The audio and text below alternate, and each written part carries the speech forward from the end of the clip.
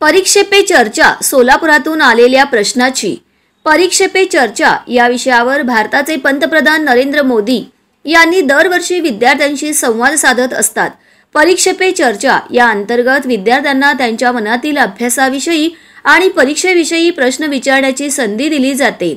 याद्वारे सोलापूरची विद्यार्थिनी कुमारी साक्षी सुराणा यांनी विचारलेल्या प्रश्नाने लक्ष वेधले। तिच्या या चातुर्याची दखल घेत पीएमओ ऑफिसचे अधिकारी पंतप्रधान यांचे पत्र घेऊन सुराणाच्या घरी दाखल झाले आणि साक्षीला परीक्षेच्या सुधारणा करण्यासंदर्भातील माहिती घेतली। ती शिकत असलेले दयानंद कॉलेजमध्ये प्राध्यापकाशी चर्चा केली गेली।